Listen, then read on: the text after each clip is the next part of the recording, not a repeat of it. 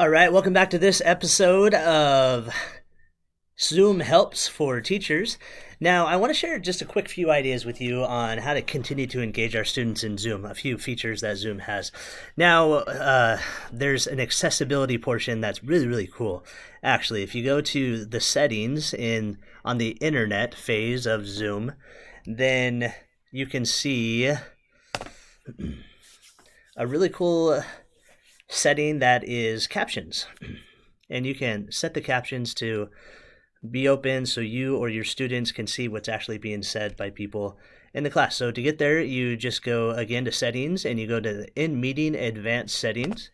Click right there and I'll scroll down. You got some breakout room options, and right here, captions. You would want to toggle the automated captions on. Okay, I'm going to keep that on. You might want to put the full transcript so people can just go back to the transcript and follow the transcript.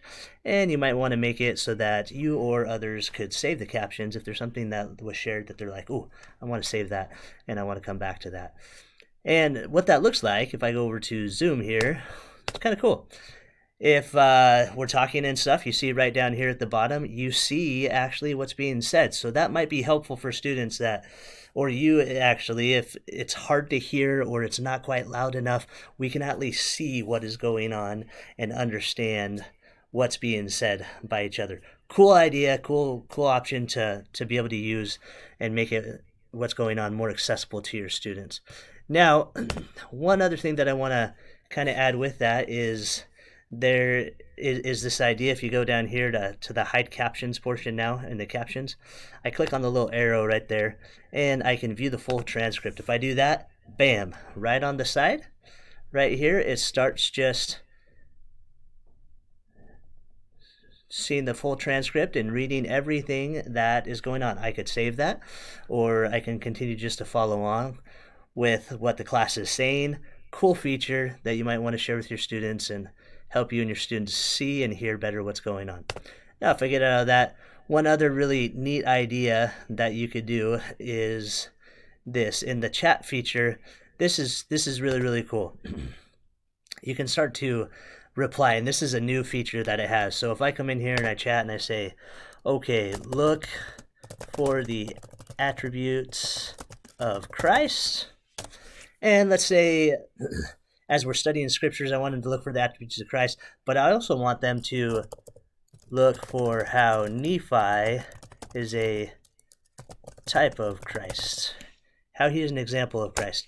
Those are the two things that I want my students to look for as we're going to the scriptures. This is really cool. Now what they can do is they can go here and click on this little icon right here that's reply. And so as you're reading the scriptures, your students could be replying under each of those topics. I see compassion in verse 1. And you'll start getting a list here. And you can collapse it if it gets too big and you just want to see the other one. Students can do the same thing. They can do this on their phone. They can do this over the computer. Super cool opportunities. So you can almost even start having conversations in your chat that are like partner conversations or group conversations without breaking them out into breakout rooms if you didn't have enough time, or you had a small class that you just wanted them to start chatting on their own, didn't necessarily want to do the whole breakout thing and see what they're sharing and be able to come back and share. Great ideas. Now, it's a cool another feature. So again, it's just the reply button. I think on the phone they have to click on the three little dots and it will show reply option. But here on the computer, you just hit reply and you can just start replying, and you have a whole nother, I'm just going to throw in some letters there. You got a whole nother thing. I can collapse that. I can collapse this one, make it easier to see, and I see how many replies are underneath it. Cool option. You could probably already think of so many ways that you could use that to engage your students a little bit more in the chat in ways that we haven't to in the past. Now, the last thing I want to show you today is this cool idea. Now, you probably already know that you can either do speaker view or gallery view. That's usually what happens. But a new feature, too, that we see is follow host video order. Have you ever been frustrated? I click on that. Have you ever been frustrated that what you're seeing on your screen and where students are at isn't exactly the same as what they're seeing? So you might be like, hey, you're trying to go in order of who's reading, and you say, hey, Johnny, and then you see that Jill is next on the screen, and you say Jill, but they're totally confused because that's not the order they're seeing. Well, come to save the day, follow the host order. Once you click that on and it's checked, then now your students are going to see everybody in the exact same order that you're seeing. And the even cooler thing is, as a teacher, you have the ability to move people around. If I wanted to just hover over this person's video and move it down here or move it over there, it will move, and it moves for everybody else too. So a few cool ideas that you might use that for if you want to kind of bring the speaker to the highlight of your class.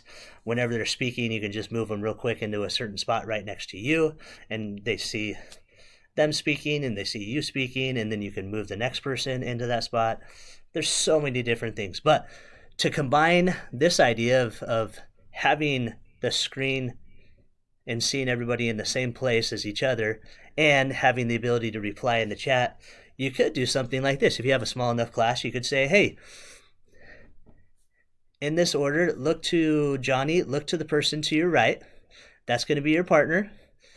Sally, look to the person to your right. That's your partner, and so on. And you could say, okay, I want one of you to start the chat and the other one to start replying, and then you start replying back, and I want you to have a discussion about this question, or go search the scriptures in this way and talk to each other about it, and just have them do it in the chat. Now, if you have a lot of students, that might get really crazy in your chat, so you might think twice about that.